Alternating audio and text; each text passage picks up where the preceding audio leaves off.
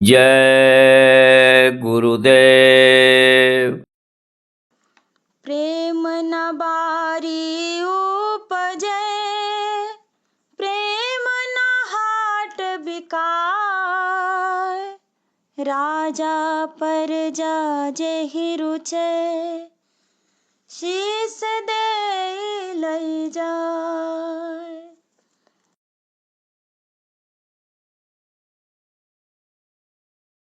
अब मैं कौन कुमति उरझानी, देश पराया भई हूँ बिगानी। अब मैं कौन कुमति उरझानी, देश पराया भई हूँ बिगानी।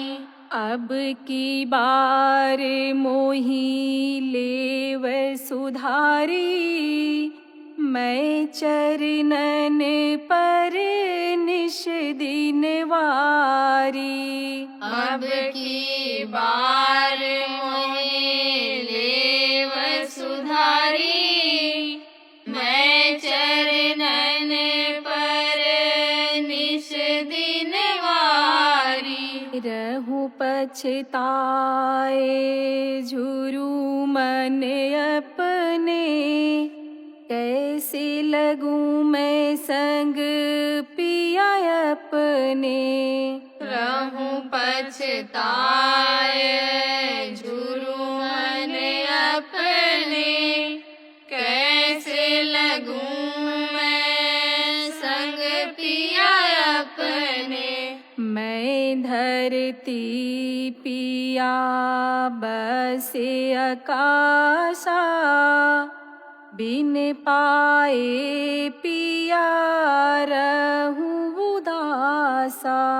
मैं धरती पिया बसे आकाशा, बिन पाए पिया रहूं उदासा।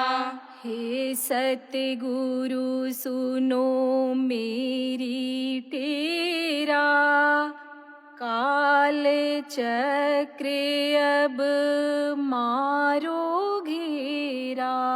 हे सतगुरु सुनो मेरी टेरा, काल चक्र अब मारो घेरा। दीन दुखी होए करत पुकारी, सुन स्वामी यह विनती हमारी। दीन दुखी होए करत पुकारी, सुन स्वामी यह विनती हमारी। तुम दयाल सब को देवो दाना, मैं ही अभागिन भई दुख खाना। तुम दयाल सब को देवो दाना, मैं ही अभागिन भई दुख खाना। क्या कहूँ अब मैं अपनी पीर की, जस कोई छेदत भाल तीर की। क्या कहूँ अब मैं अपनी पीर की, जस कोई छेदत भाल तीर की। तब स्वामी ने दियो दिलासा, प्रेम पंख ले उड़ो आकाशा। तब स्वामी ने दियो दिलासा, प्रेम पंख ले उड़ो आकाशा। दया हुई अब मिली पियासे, हरि पीर दुख दूर जिया से। दया हुई अब मिली पियासे, हरि पीर दुख दूर जिया से। अब मैं कौन कुमति उरझानी, देश पराया भई हूँ बिगानी। अब मैं कौन कुमति उरझानी, देश पराया भई हूँ बिगानी। जय गुरुदेव, जय गुरुदेव।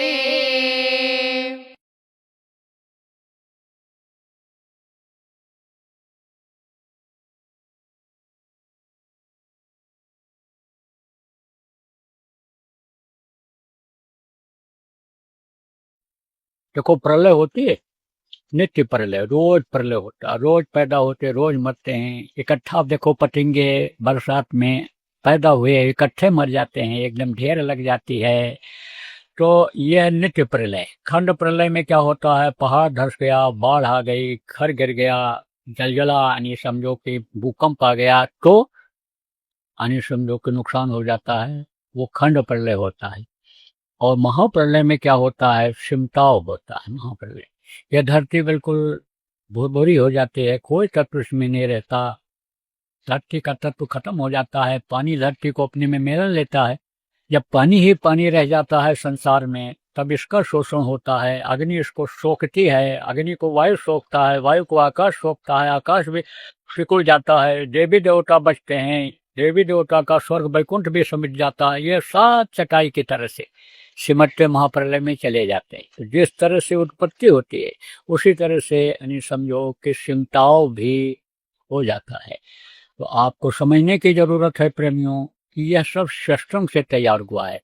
अब आप समझो, शीतलता पूरे रात कब रहती है, पूर्णिमा के दिन रहती है, तो पूर्णिमा का आना भी जरूरी है। पूर्णिमा अगर न आवे, पूरा समय तक आप समझो कि ग्रहण ही लगा रहा है, तो फिर बच्चा पैदा करने की शक्ति इनमें नहीं आएगी, होठों में नहीं आएगी, वो तत्व ही नहीं मिलेंगे, शीतलता ही नहीं मिलेगी।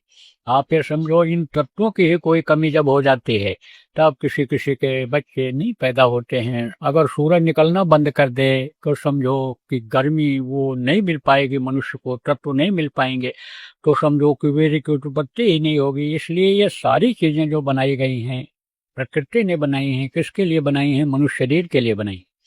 अब मनुष्य शरीर यह श्रेष्ठ है, सभी योनियों 84 लाख योनियों में सबसे श्रेष्ठ मनुष्य शरीर है। गाय और बैल की योनि के बाद फिर यह मनुष्य शरीर मिलता है। इसीलिए देखो, मनुष्य की कोई हत्या नहीं करते हैं, बहुत बड़ा पाप मानते हैं। गाय बैल को लोग नहीं मारते हैं कि मार देंगे तो ये चले जाएंगे, कहाँ चले जाएंगे, प्रेत योनि में चले जाएंगे, बहुत सजा इनको भोगनी पड़ जाएगी, बहुत समय इनका निकल जाएगा, तो इनको भी ना मारा जाए, क्योंकि अपने मौत जब मरेंगे तो मनुष्य शरीर में चले जाएंगे, मनुष्य शरीर पा जाएंगे। तो आप ये समझो, मनुष्य शरीर के बराबर कोई योनि है ही नहीं। उद्धार का रास्ता इसी मनुष्य शरीर में है, इन्हीं दोनों आंखों के बीच में है। लेकिन बताने वाला चाहिए, मिलने वाला चाहिए, तो कौन बताता है? आप ये समझो, मिलाने वाला चाहिए, कौन बताता है रास्ता? रास्ता बताते हैं गुरु। कुंवारापन जो अभी कुंवार आएगा उसको कौन दूर करते हैं? गुरु। तो आप ये समझो, आशा लेकर के बच्चा पैदा हुआ, आशा लेकर के पैदा हुआ कि हमको गुरु मिलेंगे और हमारा कुंवारापन खत्म होगा, कार्तिक आएगा, कार्तिक में हम आई समझो काया में ही झांकेंगे, और अगहन आते ही यानी अघ माने पाप, इस काया के अंदर, इस शरीर के अंदर जो पाप है उसको हम नष्ट करेंगे। पूस आएगा, फूस की तरह से उसको जला देंगे। यानी समझो इस तरह से यानी उम्मीद उसको रहती है बच्चे को। तो गुरु पूर्णिमा के दिन से शुरुआत होती है। आप ये समझो किसकी, यानी साबन बनने की, उस मालिक जैसा बनने की, जैसी ये जीवात्मा थी उस तरह से बनने की। तो गुरु बिन भव निधि तरय न कोई, जो बिरंच शंकर सम होई। सबको गुरु की जरूरत पड़ती है। बंधु गुरुपद कंज कृपा सिंधु नर रूप है, महामोह तम पुंज जास वचन दब करने कर। उन्होंने कहा, हमको स्वामी जी ने सबसे पहले वंदना किया, सबकी वंदना किया, खल की, दुष्टों की, अच्छे की, सबकी वंदना किया। वो जो होते हैं हाथ ही जोड़ते रहते, गुरु महाराज से हाथ जोड़ते रहते थे, सबसे हाथ जोड़ते रहते थे। अब कुछ लोग तो सोचते थे बाबा सलाम कर रहे हैं, बाबा प्रणाम कर रहे हैं, लेकिन ऐसा नहीं। भाव ऐसा बन जाता है, दीनता का भाव बन जाता है। प्रणाम किसको किया जाता है वास्तव में? जो जीवात्मा बैठी हुई है उसको। तो जब जीवात्माओं को पहचानने वाला, देखने वाला जीवात्माओं को देखता है, प्रभु की अंश जीवात्मा को देखता है, तो उसको प्रणाम करता है हाथ जोड़ करके। ये बात सबके समझ में नहीं आती है, लेकिन मुख्य बात तो समझो कि ये है। लोग मुर्दा को प्रणाम करते हैं, मुर्दा जा रहा हो तो अब आजकल तो ये प्रचलन खत्म हो गया, लेकिन पुराने लोग मिलेंगे तो ऐसे देखो देखते हैं, मुर्दा को प्रणाम करते हैं। क्यों प्रणाम करते हैं? क्यों प्रणाम करते हैं? मुर्दा को, मिट्टी हो गई जिसको फेंकने जा रहे हैं, जलाने जा रहे हैं, गाड़ने जा रहे हैं, उसको क्यों प्रणाम करते हैं? इसलिए कि जैसे मंदिर बनाते हो और उसके अंदर मूर्ति रहती है, मूर्ति न भी रहे लेकिन मंदिर को कोई देखता है तो ऐसे सिर झुका देता है। ऐसे ही वो मूर्ति जो एक तरह से है वो निकल जाती है। कोई भी मरने के बाद न ध्यान लगा सकता है, ध्यान मूलम गुरु मूर्ति, कोई गुरु का न तो ध्यान लगा सकता है, न प्रभु का लगा सकता है, क्योंकि वो पक्षी उड़ गया, वो चीज निकल गई, जीवात्मा चली गई। लेकिन रही कहाँ? मनुष्य शरीर के अंदर ही तो रही। इसलिए मान्यता देते हैं, सम्मान करते हैं, प्रणाम करते हैं कि धन्य था ये कि जिसके अंदर मालिक की अंश ये जीवात्मा थी। तो इसी तरह से कहने का मतलब यह है कि प्रणाम किया, सबको किया। आप ये समझो, बताया भी कि गुरु कैसा होना चाहिए। श्री गुरु पद नख मणिगण ज्योति, सुमिरत दिव्य दृष्टि होती। इतना पावरफुल होना चाहिए, ताकतवर होना चाहिए कि जिसको याद करते ही, जिसकी युक्ति बताते ही दिव्य दृष्टि खुल जाए। दिव्य दृष्टि क्या है? इन्हीं दोनों आंखों के बीच में तीसरी आंख है जिसको दिव्य दृष्टि कहा गया है। उससे देवी देवताओं का दर्शन होता है, प्रभु का दर्शन होता है। अब एकदम नए लोग हो जो आ जाए, हो कहोगे मुझे क्यों नहीं होता है? इसलिए नहीं होता है, उनको नहीं हो पाया कि जिनके आंख के सामने से मैल खत्म नहीं हुई। जैसे कीचड़ आ जाता है, चिपक जाता है बच्चे की आंख, तो कहीं दिखाई पड़ता है, धोते हो, साफ करते हो, अंदर में जाला माड़ा हो जाता है। जब ऑपरेशन कर देता है डॉक्टर, निकाल देता है माड़े को, सफाई कर देता है, तब दिखाई पड़ने लगता है। तो जैसे बाहर का यह सिस्टम है, ऐसे अंदर का भी है। अंदर की आंख के सामने पर्दा लग गया कर्मों का, इसलिए नहीं दिखाई पड़ता। तो ये पर्दा साफ होगा जब। कौन साफ करेगा, कौन साफ कराएगा? जिसके लिए यानी समझो कि संतों ने कहा कि गुरु साफ कराएंगे। कैसे साफ होगा? नाम की जड़ी से साफ होगा। अंजन जिसको कहा गया उससे साफ होगा।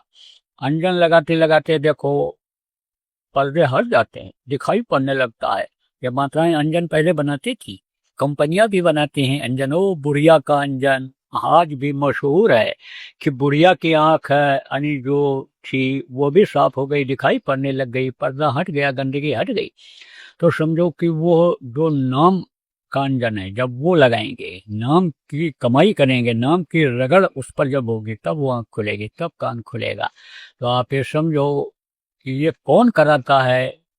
जो कराता है, बताता है रास्ता, उसी को गुरु कहा गया, सदगुरु कहा गया, समर्थ गुरु कहा गया। उसकी पूजा सब लोगों ने की।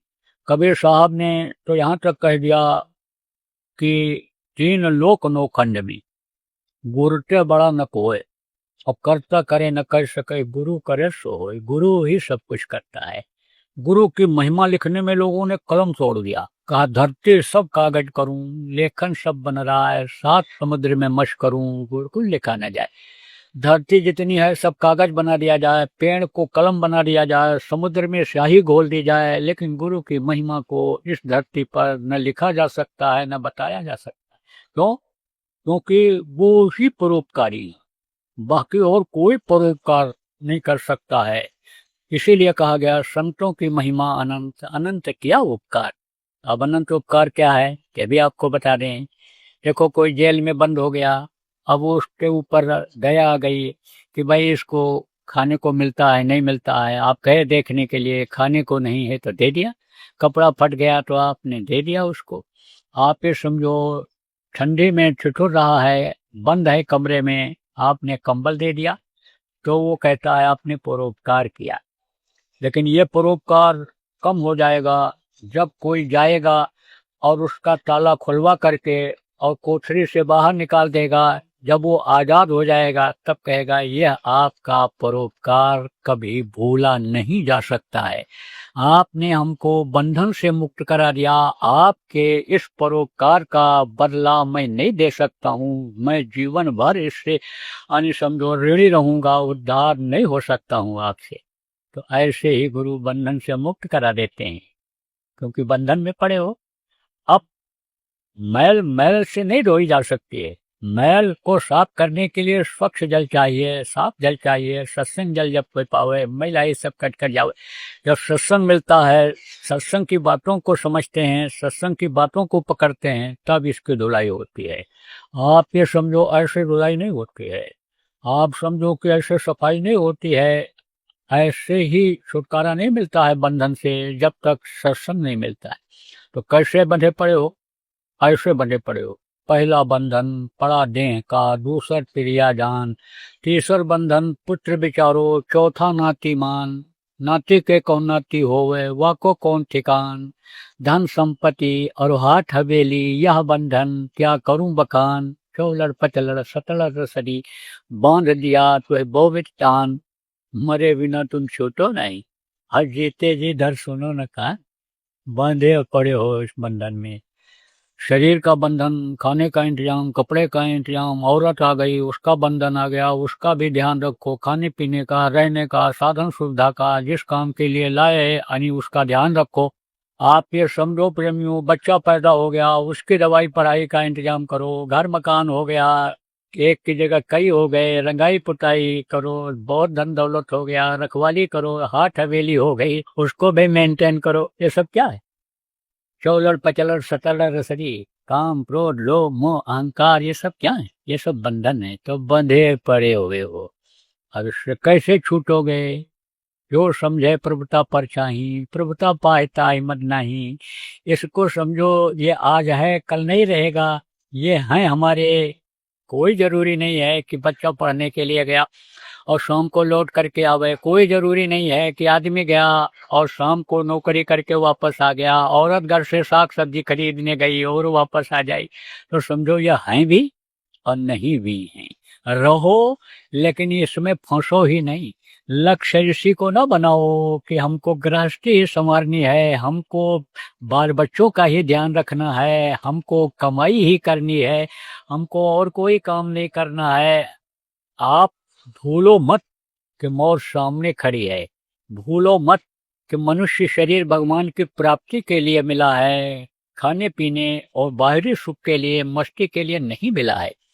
आप ये समझो कि फंस जाओ, फंस रहे हो। आप कैसे फंस रहे हो कि जैसे एक कटोरे में शहद रख दिया जाए, एक मक्खी आती है कटोरे के ऊपर बैठ करके और शहद को खाकर उड़कर चली जाती है, एक आती है कूद पड़ती है, शहद को खाती है, लेकिन पंख फंस जाते हैं, निकल नहीं पाती। तो अगर ज्यादा इसमें फंसोगे, मोह में, माया में, खाने में, भोग में, तो फिर उससे निकल नहीं पाओगे।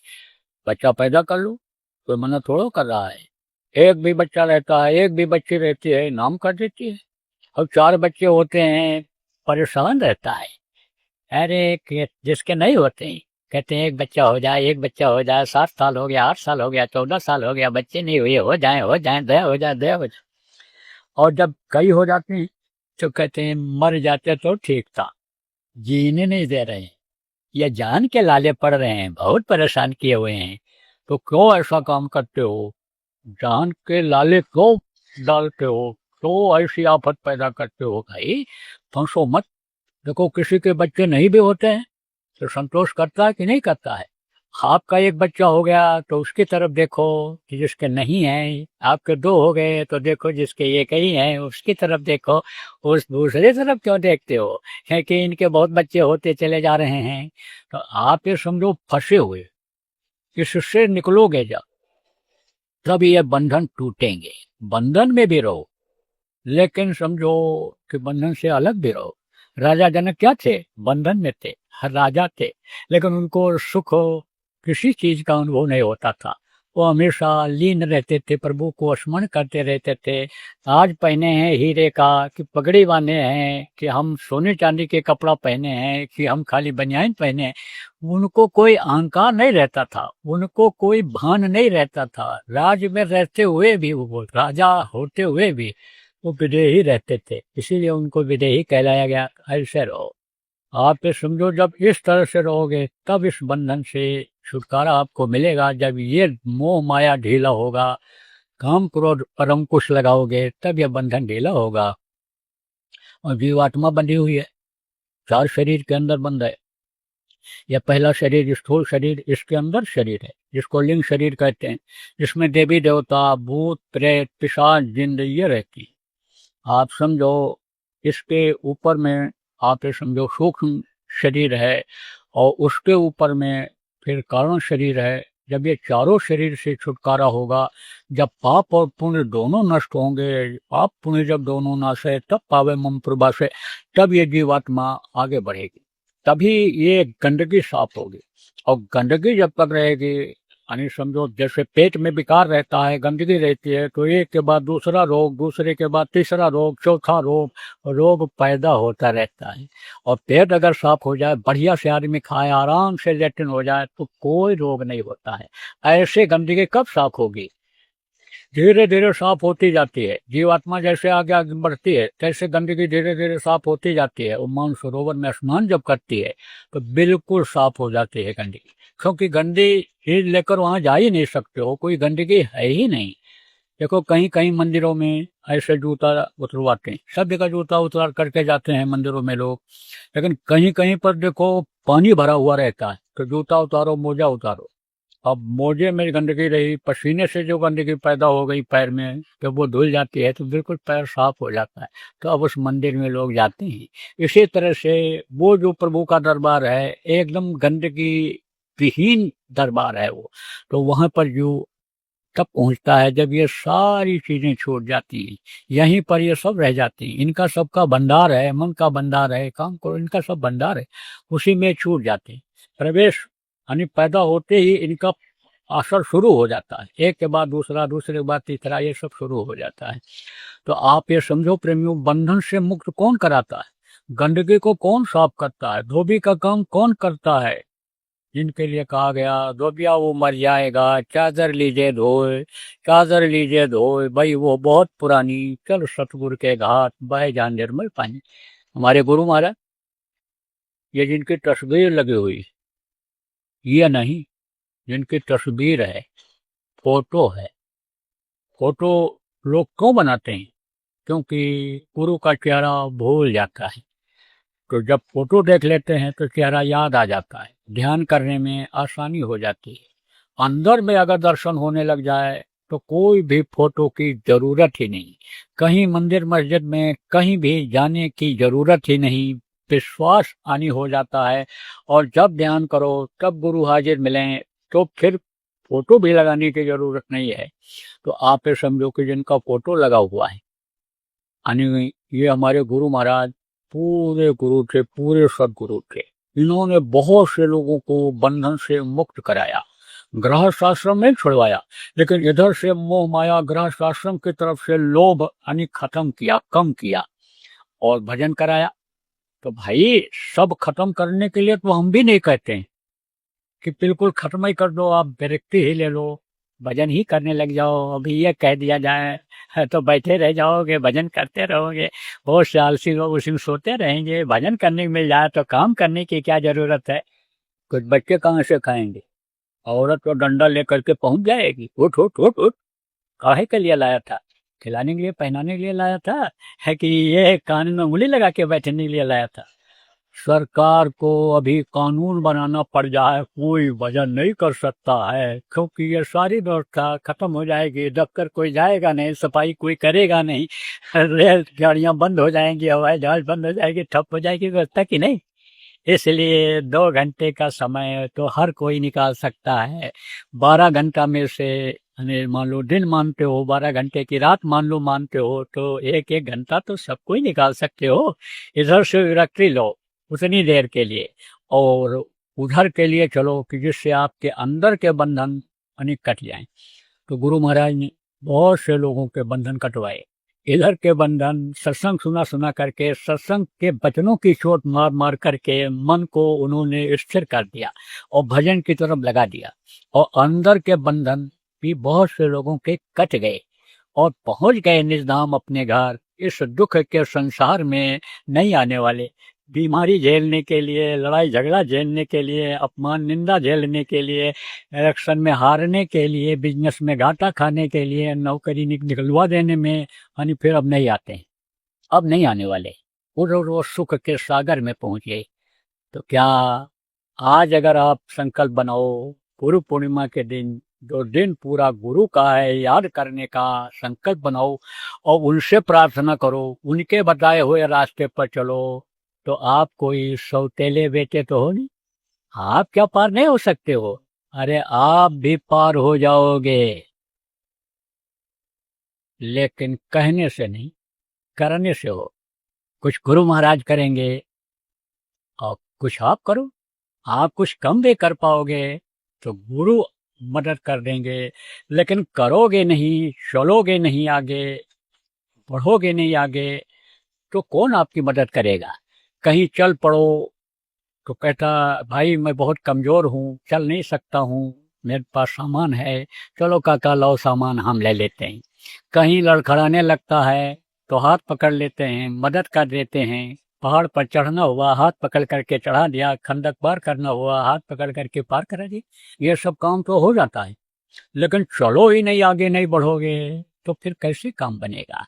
इसलिए आज के दिन आप बनाओ संकल्प, जितने भी नए और पुराने लोग हो, गुरु पूर्णिमा के दिन यह संकल्प बनाओ कि हमको दरबार में हाजिरी देनी है। कौन से दरबार में? उस प्रभु के दरबार में। हमको घाट पर बैठना, कौन से घाट में? अंदर के घाट में, 10वां द्वार के पास यानी हमको बैठना है, कि जहाँ से हमको पार होना है, यानी जीवात्मा का जो ये घाट है, अंदर का पिंडी घाट है, पिंड को छोड़ने का घाट है, वहाँ पर हमको बैठना है, यानी हमको ध्यान लगाना है, हमको भजन करने का अभ्यास करना है।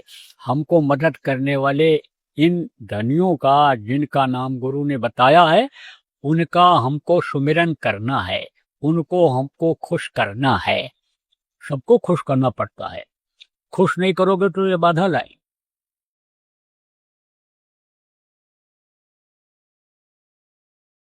आठ दिन का तो समय है, लेकिन कल आपको बताया गया था कि अवश्य और गुरु पूर्णिमा तक का रोज का मुहूर्त है, रोज का मुहूर्त है।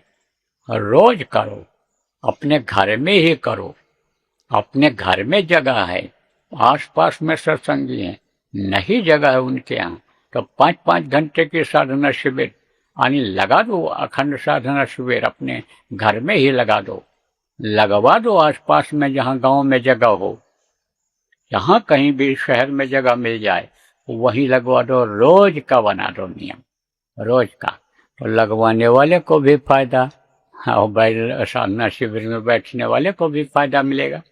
मन जब लग जाएगा, रोज करोगे, जैसे कोई चीज खाने को दे दो और मन जो है को भा गया, वो चीज पसंद आ गया, तो रोज वही मांगता है और रोज वही मांगता है। ऐसे ही मन को जब कुछ सुकून मिल जाता है, जो समझो इस समय मोटा हो रहा है वो थोड़ा सीना होता है कि दुनिया की चीजों को जब उसको नहीं मिलेगा तो मन इसमें लग जाएगा और फिर 24 घंटे वाले में शरीक हो जाओगे। है तो सफाई जब हो जाएगी, तो जब सफाई हो जाएगी तो निखार आ जाएगा। तो बराबर ये आदत डालो, आदत डालो।